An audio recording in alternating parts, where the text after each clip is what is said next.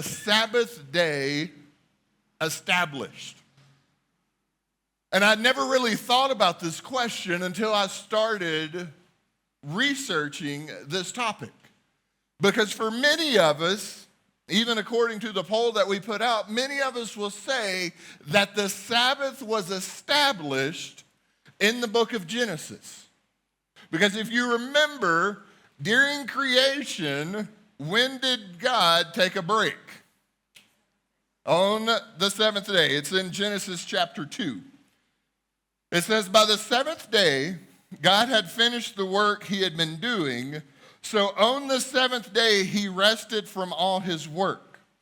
Then God blessed the seventh day, made it holy, because on it he rested from all work of creating that he had done.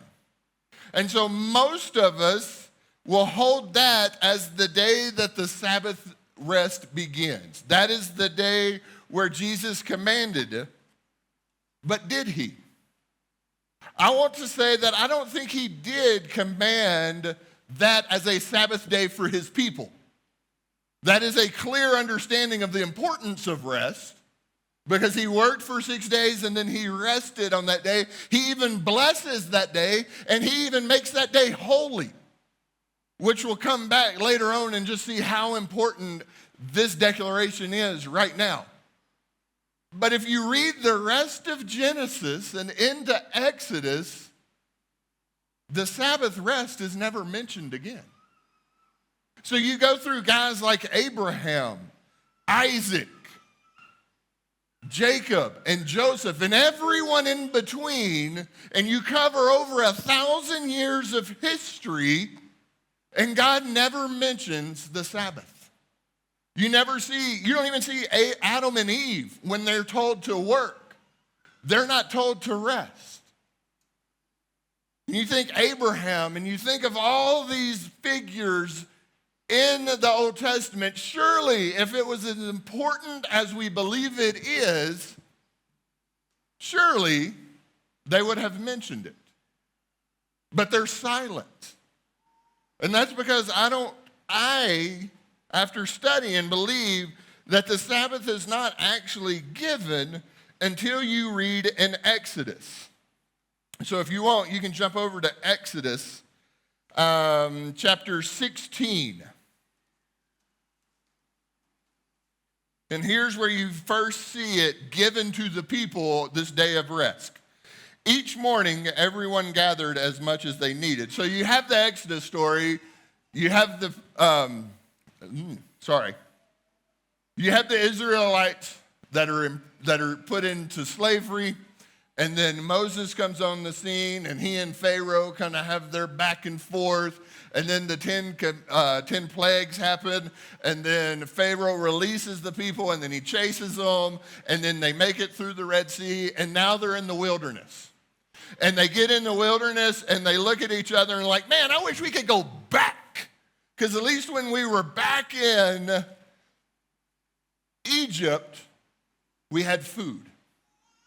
So God goes, all right, if that's your complaint, I will give you food. And so he gives them manna. And this is where we pick up in chapter 16, verse 21. And each morning, everyone gathered as much as they needed.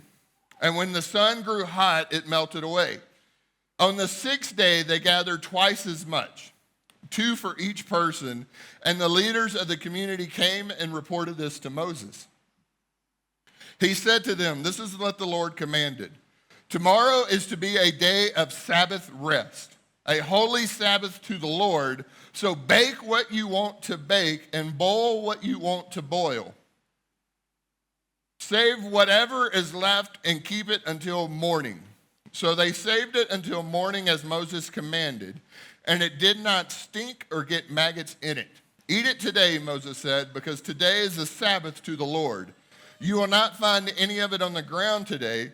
6 days you are to gather it, but on the seventh day, the Sabbath, there will not be any. Nevertheless, some of the people went out on the seventh day to gather it, but they found none. Then the Lord said to Moses, how long will you refuse to keep my commands and my instructions?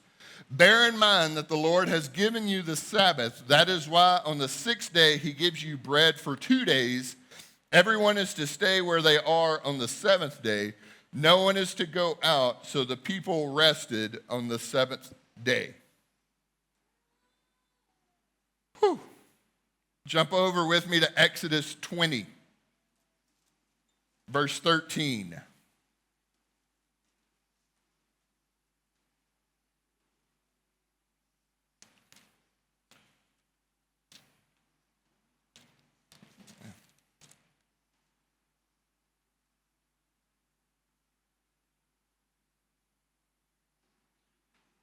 Sorry, that was the wrong one. Verse 8, remember the Sabbath day by keeping it holy. 6 days you shall labor and do all your work, but the seventh day is a Sabbath to the Lord your God. On it you shall not do any work, neither you nor your son or daughter, nor your male or female servant, nor your animals, nor any foreigner residing in your town. For in 6 days the Lord made the heavens and the earth, the sea, and all that is in them. But he rested on the seventh day. Therefore the Lord blessed the Sabbath day and made it holy. All right. So you see this passage that we first read when they were collecting manna. That's a precursor to what the Sabbath is going to be. God didn't fully explain what it was. He said, 6 days you can go out and get food. On the sixth day, collect 2 times as much, because on the seventh day, I want you to rest. And then later, as we saw in the 10 Commandments, he fully establishes what that's going to be. In Nehemiah chapter 9, verses 13 and 14, you can read it later if you want to on your own, but that is where it's clearly said that God made the Sabbath known to them. So what you have is the people are going back to remembering the creation account, and God saying he rested on this day because he was working 6 days. He rested on the seventh day. Now the nation of Israel has been pulled out of slavery, and we're going to read in a little bit that says you are to do this as a remembrance of me pulling you out. So this, I believe, is where God is completely establishing the Sabbath day as we know it today. He is telling his people, hey, you need to rest like I rested. This is the command to rest. Now, why is it so important, whether it was in creation or in Exodus?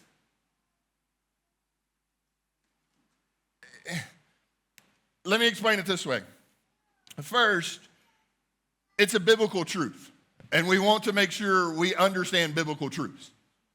If it's something in the Bible, we want to know the truth of it, because the dangerous part is you start basing your theology on things that aren't grounded in biblical truth. They're grounded in tradition. And tradition in and of itself is not bad, but when you start making your theology grounded in tradition instead of biblical truth, you start elevating the tradition above the Bible. And then you end up getting it to the point where you have some that believe in these super strict rules and guidelines on the Sabbath that determine their whole faith. The Seventh-day Adventists are those that have taken a doctrine and elevated it above so much other biblical truth because they're basing it off of tradition and not off of truth. So that's why it's important to make sure when we know a biblical truth, we evaluate it according to Scripture. But on the flip side of that coin, if you still believe that the Sabbath is created in Genesis, we're still friends. You're still believers. In the fancy Bible word, in theology, it's called a tertiary issue. It's an issue that doesn't determine your salvation. And it doesn't even really determine your denomination. It kind of determines where you're going to sit and who you're going to hang out with. Okay? So no matter where we sit on this after the end of it, we can still be friends. We don't have to argue and yell and go, well, they disagree with me, so I'm going to disagree with them. So we'll look at how we can do that healthy in a little bit. Now, let's keep going.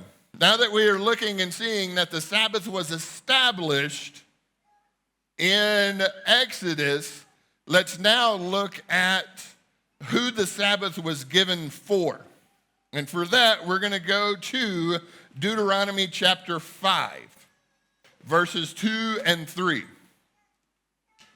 The Lord our God made a covenant with us at Horeb. It is not with our ancestors that the Lord made this covenant, but with us, with all of us who are alive here today.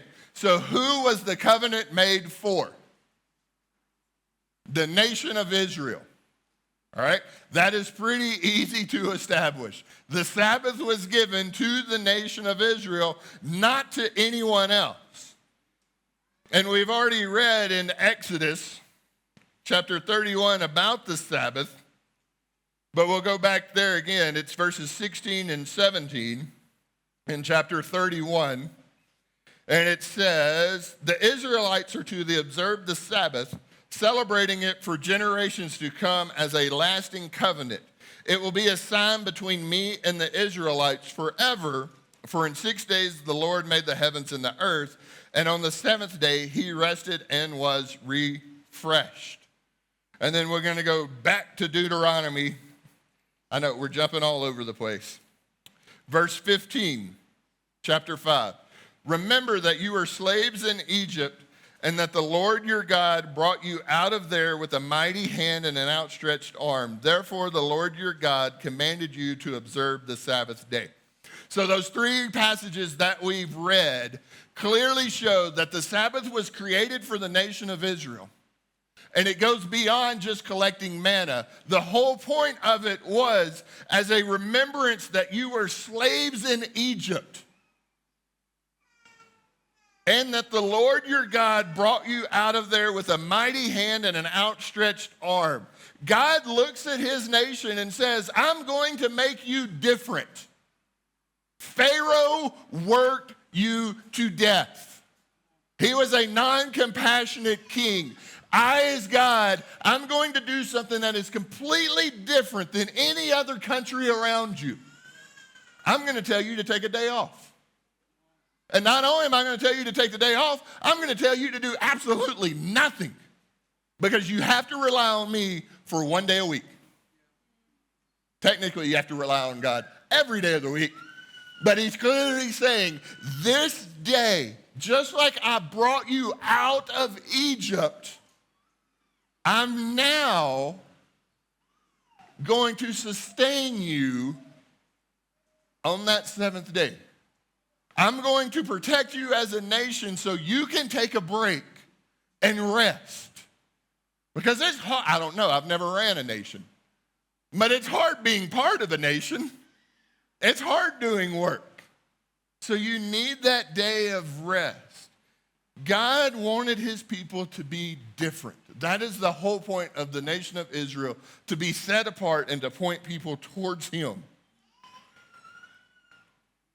Before we do that, before we move on, if you go to Exodus chapter 31, it was an interesting passage that I came across when I was studying, because most of even the most diehard Sabbath people that say, as believers, we still have to follow the Sabbath because of everything that it was given, they kind of ignore this passage. So if you look at verse 13, I believe, 31 verse 13. Starting in 12, the Lord said to Moses, say to the Israelites, you must observe my Sabbaths.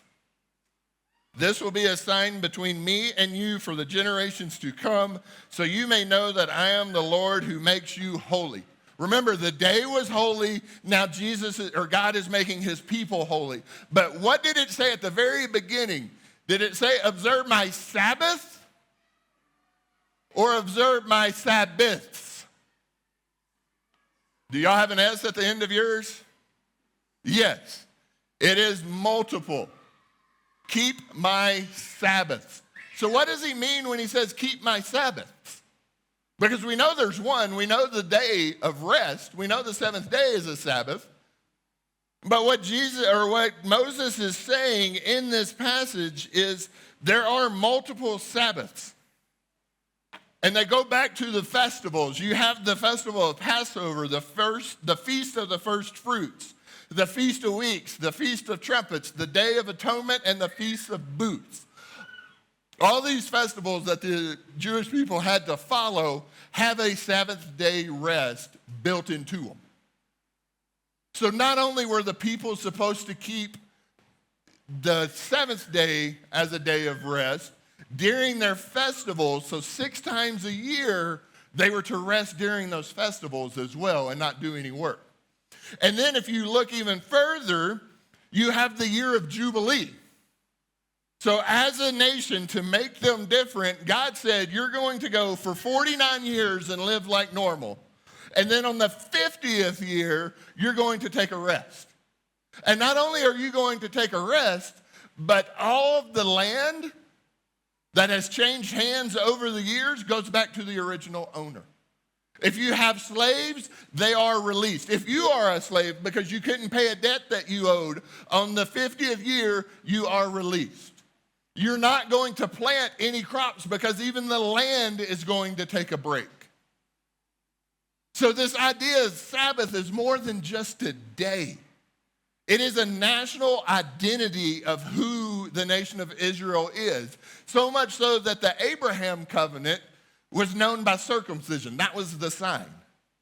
The Mosaic covenant, the sign for the Mosaic covenant is the Sabbath day's rest. But it's also during the festivals, and it's also every 50 years. So you can clearly see rest is important to God.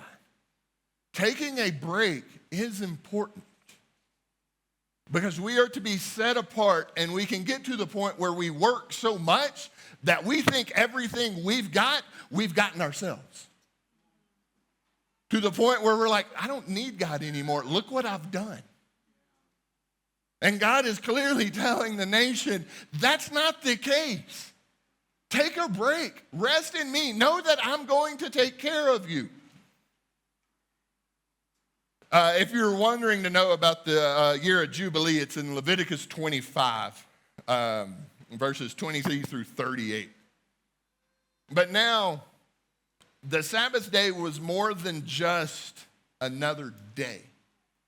It was a very religious, holy day, because remember at the very beginning of Genesis, when God took that day off, he blessed it and he made it holy. So it's more than just any other day. It's a very serious offense if you break the Sabbath. So if we look in Numbers, chapter 15, go to verse 32. And if you have a headline or a tag, it says Sabbath breaker put to death. So that kind of gives you an idea of what's going on. So when the Israelites were in the wilderness, a man was found gathering wood on the Sabbath day. Does that sound very dangerous? No. Why was he gathering wood? He probably needed it to cook with. Okay? It's a very normal thing for this guy to do what he's doing. Those who found him gathering wood brought him to Moses and Aaron and the whole assembly, and they kept him in custody because it was not clear what should be done to him. Remember, God had very clearly said, don't work on the Sabbath. And now these people found someone working on the Sabbath, and they're like, what do we do? So they hold on to him. And then the Lord said to Moses, the man must die. Yeah, exactly. The whole assembly must stone him outside the camp, so that the assembly took him outside the camp, stoned him to death, as the Lord commanded Moses. The Sabbath day was not to be played with. It was not a day that you could pick and choose. Well, I'll do it this week because I have nothing to do, but next week I really have something important, so I'm going to work on that day. That is not how it went. You can even look at the year of Jubilee in 2 Chronicles 36. You see one of the reasons that God sends the Babylonians to conquer the nation is because they were violating the year of Jubilee. They were not doing what God had commanded them to do. They were not giving back the land. They were not letting the land rest. They were not letting people's debts go. They were completely ignoring that year. So you see an individual violates it, and he's treated like a murderer. Because in Levitical law, if you're caught murdering, you're stoned to death. Or if you're out on the Sabbath picking up sticks, you're stoned to death. To the point where as a nation, you're ignoring the Sabbath rest and the holidays in the year of Jubilee, and the Babylonians come over and completely wipe out your country. So the Sabbath was not just a casual day that you could ignore. It was a very serious moment because God is wanting his people to remember, I've set this day separate so that you can remember who I am and what I've provided for you. All right, let's keep going. Now, we've looked at kind of what the Old Testament says. Let's jump over to the New Testament. And Jesus talks about the Sabbath only 7 times. You think with it being so important, he would talk about it more than that, but he really only covers it 7 times. The first one is going to be in Mark chapter 2, verse 23. One Sabbath, Jesus was going through the grain fields, and his disciples walked along. They began to pick some heads of grain. The Pharisees said to him, "Look, why are they doing what is unlawful on the Sabbath?" He answered, "Have you never read what David did when he and his companions were hungry and in need? In the days of Abiathar, the high priest, he entered the house of God, ate the consecrated bread, which is lawful only for the priest to eat, and he was also gave some to his companions.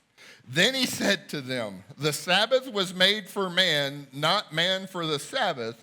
So the Son of Man is Lord even of the Sabbath." Mic drop, we're done. All right? So, you have a couple of things going on here. Jesus, the Pharisees are looking to trap Jesus, and an easy way to do that is the Sabbath day. Because everyone held the Sabbath day in such high regard because of what we saw in Numbers and in 2 Chronicles. So they see Jesus' disciples going out and picking grain. And some of you will think, well, how does that even work? Well, to this day in Israel, if you turn a light switch on, you're working. So on Saturdays in Israel, if you're wealthy or even kind of wealthy, you have light switches and electronics for your TVs that are automated. So they will automatically turn on and off so you don't have to do work. Because if you go back to the Levitical law, striking fire or creating fire on the Sabbath day is a form of work. So they believe that, striking fire, then when I turn on the electrical, an electrical spark happens, so that's fire. Okay? So they will have it. The most awkward moment I had when I lived in Israel, I was sitting in a guy's house, and we were all eating dinner, and I stretched, and I accidentally turned the lights off for everyone. And they were a religious family, and I was like, in my missionary training, they never taught me what to do in this moment. I felt abandoned. And so I just kind of leaned back over as everyone was staring at me. And his dad was a high-ranking military official, and I was like, I'm going to end up in the desert. No one's going to know me. 21 was good, but I'll never see 22. So I kind of leaned over and just flicked the light switch back on and went, and Jesus died so I could turn your power on. And we kind of laughed and moved on. But that's how serious this day is. So for Jesus to go and pick grain, he's not violating the Sabbath. He's violating the rules that the Pharisees had put around the Sabbath. Because in their mind, they're like, we got sent, the Babylonians came because we broke the law. So let's not just keep us from the law. Let's put several rings around the law so that we won't even get close to breaking the real law. So Jesus did not violate the law in Leviticus. He violated what the Pharisees had added to the law. And so they confront him about it, and he catches them. He goes, you know what, David, He went out and he actually, when he was running, he went and he ate the presence of the Sabbath. That is the name of the bread that he ate. And he brings up David because nothing happened to David when he ate the bread. The dude in Numbers gets stoned, but when David eats it, nothing happens. God does not punish him. So for him to say this, now the Pharisees have to decide, do we make fun of David, who we highly respect and we know he did nothing wrong, or do we let Jesus go? So Jesus, in a unique way, is saying, I am better than David. And then he even goes even further and he says, the Sabbath was made for man, not man for the Sabbath. The Sabbath was designed to give us a break, not to confine us and make it harder for us to rest. And then Jesus drops the bombshell, so the Son of Man is Lord even of the Sabbath. You see, in Matthew, he records this same story, but he actually has it with the priest, and he records it with the conversation happening in the temple. So in Matthew's version, he's saying that Jesus is better than the high priest, and he's greater than the temple. So in these two events, we see that Jesus is better than the Son of David, he's better than the high priest, and he's more holy than the temple. Jesus is using the Sabbath to point people to him and say, I am your Sabbath rest. You come to me for rest now. You don't go and do the law that they're telling you to do because you can't keep it. It's not restful when people tell you how to take a rest. When you're a parent, the worst thing you can tell your kid is, it's time to take a nap. World War III will begin. If you're not there, then when you get there, come and find us and we will laugh at you, because it will happen, all right? You don't enjoy it when people tell you how to rest, and that's what the Pharisees were doing. In John chapter 5, verses 8 through 18, and we covered this one in our John series, Jesus heals a man, and then he tells him, pick up your mat and go. And the religious leaders get mad at him again because he's healing people he healed several times on the Sabbath, and they get mad at him. And because they're not mad, they're mad because, and in this passage in John, you see they want to stone him. They want to go back to that Numbers guy that was picking up sticks because Jesus is a rabble-rouser. He's causing problems. Not only is he breaking the Sabbath, but now he's getting other people to break the Sabbath by telling him to pick up your mat because that's work. So Jesus is causing trouble, and the Pharisees don't like it. You see in Luke 13, Jesus heals a woman on the Sabbath. And he does it to show the hypocrisies of the leader, because he looks at him and he says, how many of you would go and get your donkey out of a ditch or untie your donkey on the Sabbath? Because that's work. You can't do that. But you would be willing to do that, but now you're telling me that I can't heal a woman. I'm showing you that my rest that I gave that woman is far better than the Sabbath rest you're imposing on your people. He heals them again in Luke 14. Go to Matthew 11, 28 through 30.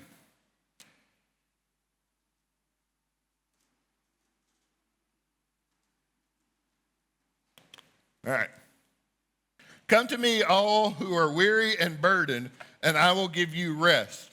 Take my yoke upon you and learn from me, for I am gentle and humble in heart, and you will find rest for your souls, for my yoke is easy and my burden is light. This is a Sabbath passage, even though we don't see the word Sabbath.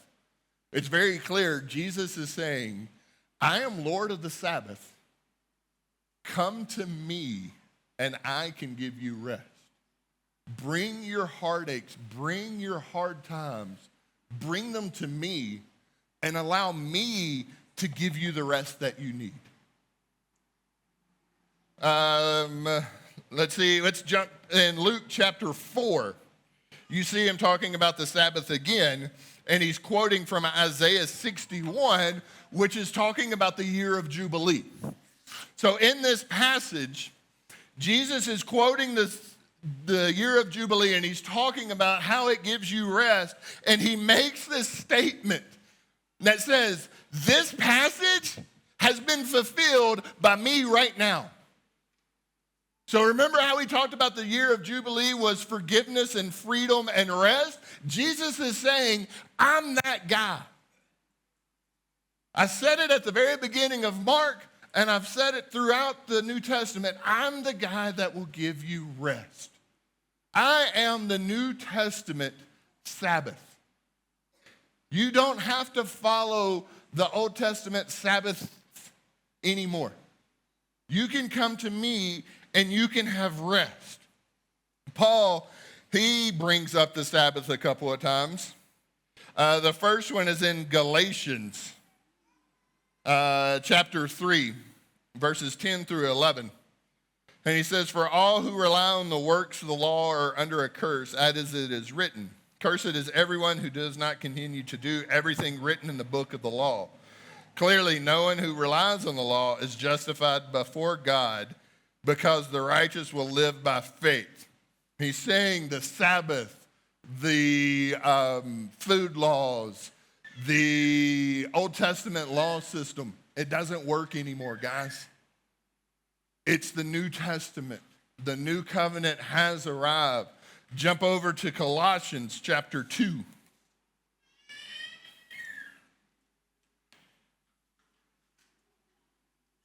Verse 16, therefore do not let anyone judge you by what you eat or drink, or with regard to a religious festival, a new moon celebration, or a Sabbath day. These are a shadow of the things that were to come. The reality, however, is found in Christ. There was a group known as the Judaizers, and they were following Paul around. And when Paul would have converts, these Judaizers would go up to him and say, hey, you got to have Jesus plus the Old Testament law. Let me take a moment here and stop. If you ever hear a pastor or a leader tell you Jesus plus whatever, don't listen. They are adding to the gospel. They are not teaching biblical truth. They're teaching a system. And that's what the Judaizers were doing here. And Paul clearly tells them, hey, if you want to keep the Sabbath, that's fine. But you don't have to. But if your friends keep the Sabbath, don't judge them. When I lived in Israel, there were some missionaries that lived with me that wanted to keep the Old Testament law because it helped them reach the community they wanted to reach. I thought they were crazy. They gave up cheese and bacon on purpose. Okay? They chose to do that because it helped them get into the community they wanted to reach. My job was not to judge them. My job was to support them. So when they came over to eat, I didn't serve cheeseburgers. I gave them a burger. Okay? So that's what Paul is saying in Colossians is, if you still want to keep these things, that's okay. But A, don't elevate the system above the biblical truth. Don't make your life all about the Sabbath and forget to love your neighbor, because that's wrong. Okay? Learn the Beatitudes first and then work on the Sabbath. All right? Let's figure that part out. Let's figure out the Sermon on the Mount, and then we can worry about the Sabbath later. And then you see it again in Romans 14. Verses 4 through 6. Who are you to judge someone else's servant? To their own master, servants stand or fall, and they will stand, for the Lord is able to make them stand. So don't judge. One person considers one day more sacred than another. At that time, some would observe the Sabbath on Saturday instead of Sunday. Some would do it on Sunday. Okay? Another considers every day alike. Each of them should be fully convinced in their own mind. Whoever regards one day as special does so to the Lord. Whoever eats meat does so to the Lord. For they give thanks to God, and whoever abstains does so to the Lord and gives thanks to God. The important thing is Christ is our rest, guys. Christ is the Sabbath. So if you want to still keep a Sabbath day, and I encourage you, force yourself to take a day of rest. But don't just do it and go, I don't know, stare at cars on the road. If you take a day of rest, make it focused on Christ, because that's where your rest is truly going to come from. If you just take the day of rest, you're not going to get rest. You're going to get frustrated, because our rest is not on a day, it's in a person now. It's on the person that says, I am Lord of the Sabbath. Sabbath is for man, not man for the Sabbath. No. We talked about earlier, some of you in that poll, some of you may change your mind, some of you may not, and that's fine. But I want to look at how do we respect when we disagree with someone on an issue like this. So first, no one knows everything. Some of you might want to tell yourself that, or tell the person beside you, just don't tell your spouse right now, because that's awkward for everyone. Okay? All right. So we can learn and listen to each other. You have James 1:19, 1 Corinthians, love's patience, love is kind. All right? So you don't know everything, and you can learn by listening to others. Second thing, disagreement is not a personal attack. This is a thing that my wife is so frustrated with me at sometimes, because I can separate the disagreement and the argument from the person. All right? That is frustrating. But remember, your disagreement is not a personal attack against you. I have to tell myself that now all the time. Disagreements are problems. The person is not the problem. All right? It's a result of our limited knowledge, perspective, and experience, and our sinful nature. Third, work on disagreements together. If you disagree with me over the Sabbath, that's okay. But come and talk to me. If you disagree with someone over something, go and talk to them. Don't let it fester and go, hey, can you believe what that guy said? Because now you're creating disunity amongst the whole group. And you're living in sin because you're not going back and talking to that person about what the issue was. And then finally, be open to correction, because remember, you're not always right. So someone else can have an idea better than you. But here's another thing. If you have an idea that's new and you can't find it in biblical history, it's probably hypocrisy. Okay? So if you have a biblical view that you can't find in history and like, oh, wow, this is amazing, more than likely it's a hypocrisy. Okay? Once again, if you don't agree with that statement, come and talk to me, or come and talk to Pastor Allen, because he told me to say it twice. All right? Now, how do we apply what we've learned? First, we are free to rest in Jesus and his finishing works. We're going to go over to Hebrews. I can find it.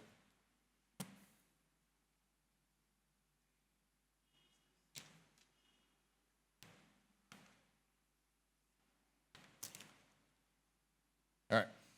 Hebrews chapter 4, verses 9 and 10.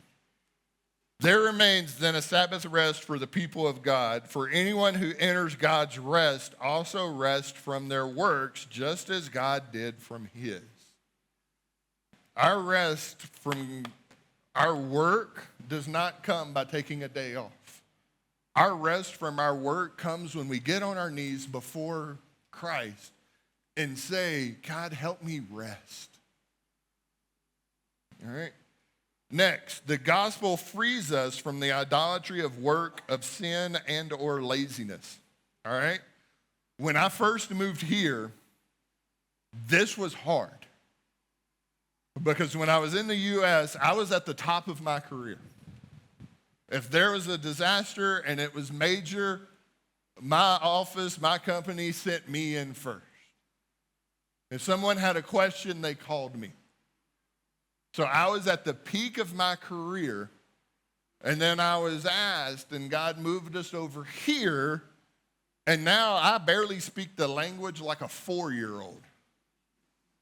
and no one is asking me advice about my job. I learned real quickly that I had elevated my work far above what it needed to be. And it took God moving me to another country to where my work was not as great as I thought it was, to realize that my identity comes in Christ, not in my job title. And here in a country that loves titles and loves trainings and loves certificates, it's real easy to get lost in the fact that my identity comes from what I get or who I know and not from Christ. So you have to be very careful. The gospel frees us from the idolatry of work and sin. When you trust in Jesus, you are reconciled to God, which means you've found ultimate meaning in God. Our ultimate source of joy is not in what we do, but in who we know. Our identity is not in our job, but in Christ. If you have a job or don't have a job, we need to remember that our source of meaning does not come from our job title. And then finally, the gospel frees us from the idleness of work, okay? Sometimes we can get so caught up in what we do, we forget who we serve. Don't be that person, okay? Or think of it this way. Everything I do is pushing people towards Christ or pushing them away from Christ. Whether that's my job, whether that's my role as a parent, as a husband, as a friend, as a driver on the road, everything I do points people to Christ or will push them away from Christ. So you have to be careful. Don't allow your work to overcome you. Make sure that you're willing to take a rest in everything that Christ does for you. Jesus gives us significance, meaning, and purpose into all we do. So don't just think it's my job. It's everything we do. That goes for the menial to the monumental task or the jobs that we do.